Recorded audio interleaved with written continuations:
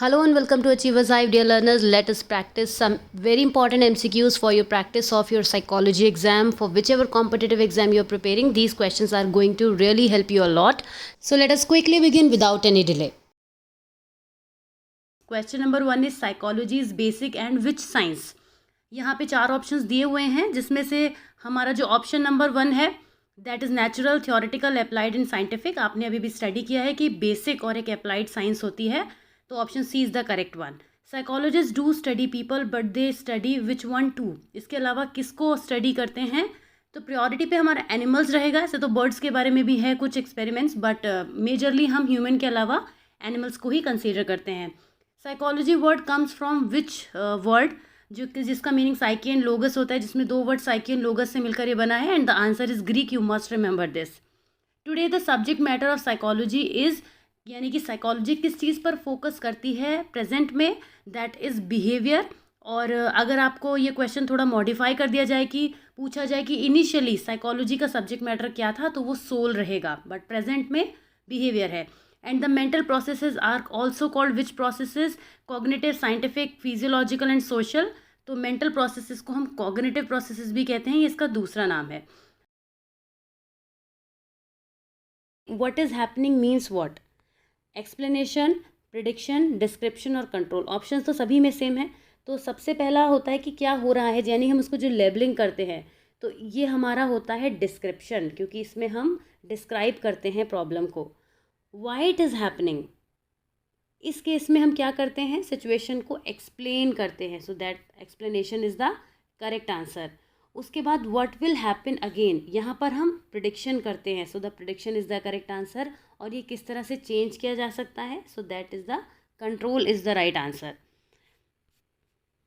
Last question है हमारे पास कि therapist would be more interested in which और मॉडिफिकेशन। तो थेरेपिस्ट जो होते हैं वो सोल्यूशन की बात करते हैं किसी भी प्रॉब्लम को सॉल्व करने की, तो यहाँ जो करेक्ट आंसर होगा वो होगा control. Let us take the questionnaire for the topics which we just mentioned. Question number 1 is right in front of you. All perspective of psychology are trying to dash behaviour and mental perspective. जो भी जितने भी psychology में perspective हैं, जिनके आपने अभी नाम सुने हैं, ये सारे ही पर्सपेक्टिव किस चीज़ की बात करते हैं, ह्यूमन बिहेवियर को एक्सप्लेन करने की बात करते हैं, एक्सटेंड करने की बात करते हैं, कंट्रोल करने की बात करते हैं, प्रिडिक्ट करने की बात करते हैं। तो सभी जो पर्सपेक्टिव हैं वो ह्यूमन बिहेवियर को एक्सप्लेन करना चाहते होते हैं। So the correct answer for this question number 1 is option A. Doctor Sigmund Freud developed which perspective. Very very popular name it is, you must know कि सिगमंड फ्रॉइड का नाम बस एक ही चीज़ से बहुत ज़्यादा जुड़ा हुआ है, और वो है हमारे पास साइकोडायनामिक्स। आप जानते हैं कि साइकोडायनामिक्स से सिगमंड फ्रॉइड का नाम जुड़ा है, तो साइकोडायनामिक पर्सपेक्टिव भी उन्होंने ही दिया है। Unconscious mind concept has coined by whom. Again unconscious mind का कॉन्सेप्ट साइकोडायनामिक्स में से निकला है, और साइकोडायनामिक्स जुड़ा है सिगमंड फ्रॉइड के नाम से, तो इसका आंसर भी ऑटोमेटिकली बी हो जाता है। Who is called the father of behaviourism. हमारे पास 4 ऑप्शन है, Freud, Maslow, Watson and Pavlov. So the correct answer for this question is Watson. इसको आपको याद रखना है, ये बहुत इंपॉर्टेंट क्वेश्चन है। आगे बढ़ते हैं नेक्स्ट क्वेश्चन की तरफ, और क्वेश्चन नंबर 5 पे हम बात करते हैं कि after Watson who extended the behaviourism. तो स्किनर का नाम आता है, कि वॉटसन के बाद स्किनर का ही नाम आता है जिन्होंने बिहेवियरिज्म को एक्सटेंड करने में हेल्प करी। So option B is the correct one. Free will is related with which perspective. ये एक बहुत इंपॉर्टेंट क्वेश्चन है, कई बार पूछा जाता है, क्योंकि इसको थोड़ा गेस करना कई बार बच्चों के लिए मुश्किल हो जाता है कि फ्री विल किससे एसोसिएटेड है, कौन से पर्सपेक्टिव से एसोसिएटेड है। 4 पर्सपेक्टिव के नाम आपके सामने दिए हुए हैं, और आपको बहुत अच्छे से याद रखना है। पहले तो फ्री विल का मतलब याद रखिए। फ्री विल का मतलब होता है कि the freedom of choosing are destiny, freedom of deciding our path, and this is a part of humanistic approach. So option C is the correct answer for this question. Question number 7 is which perspective was a major force in psychology which is emerged in 1960s। Duration के साथ दिया है, date के साथ दिया है आपको, तो याद रखना होगा कि कॉग्निटिव पर्सपेक्टिव है जो 1960s में आया था, और साइकोलॉजी में एक मेजर फोर्स की तरह से निकला। देखिए 1960s जो है वो काफ़ी अर्ली नहीं है टाइम, जो है ये थोड़ा हमें नज़दीक का फील होगा। अब जिस ईयर में आप इस वीडियो को देख रहे हैं, या जिस टाइम पर आप इसे पढ़ रहे हैं इस टॉपिक को, उससे ये बहुत करीब ही कहलाएगा, क्योंकि साइकोलॉजी फिलॉसफी से निकली थी, तो ये बहुत पुरानी बात है, बहुत पहले से साइकोलॉजी में चीज़ें पढ़ी जा रही हैं। तो कॉग्निटिव साइकोलॉजी एक न्यू ब्रांच भी है, एमर्जिंग ब्रांच भी है, और आपको याद रखना है कि ये कॉग्निटिव इसका आंसर है। Which perspective is combination of social psychology and cultural psychology. दोनों नाम जब हम जोड़ते हैं तो सिंपल सी बात है कि ऑप्शन सी ही निकल कर आता है, सोशियो कल्चरल। तो सोशियो कल्चरल पर्सपेक्टिव सोशल और कल्चरल साइकोलॉजी का कॉम्बिनेशन है, राइट। तो इसके बाद हम नेक्स्ट क्वेश्चन की तरफ बढ़ते हैं। डार्ले एंड लेटने coined the concept which one. Bibb Latane and John Darley ने कौन सा कॉन्सेप्ट दिया है। अगेन आपको इसको ध्यान रखना होगा कि ये दोनों जो है वो सोशल साइकोलॉजी से जुड़े हैं, और इसके अलावा सोशियो कल्चरल साइकोलॉजी पर्सपेक्टिव के अंदर ये कॉन्सेप्ट आता है। ये भी एक क्वेश्चन ही बन गया अगर आप याद रखें। And the answer for this question is diffusion of responsibility. तो इन दोनों का नाम जो है डिफ्यूजन ऑफ रेस्पॉन्सिबिलिटी से जुड़ा है। इनफैक्ट इन्होंने ये कॉन्सेप्ट दिया था। Who first suggested evolutionary theory. तो इसका बड़ा ही सिंपल आंसर है, आप पढ़ चुके हैं। डार्विन ने जो है कॉन्सेप्ट दिया था इवोल्यूशनरी थ्योरी का।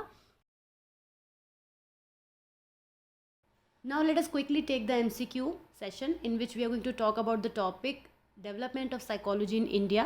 तो इंडिया में साइकोलॉजी का डेवलपमेंट किस तरह से हुआ उस पर बेस्ड बहुत सबसे ज़्यादा इंपॉर्टेंट क्वेश्चन यहाँ पर हैं। देखिए question number 1 is right in front of you. University of which city introduced psychology first in modern India. The correct answer for this question is Calcutta. इसे याद रखना है आपको कि Calcutta is the correct answer. Who drew a first syllabus of experimental psychology in 1905। ये year भी आपको याद रखना है और नाम भी आपको याद रखना है, that sir Brajendra Nath Seal's. Option C is the correct answer.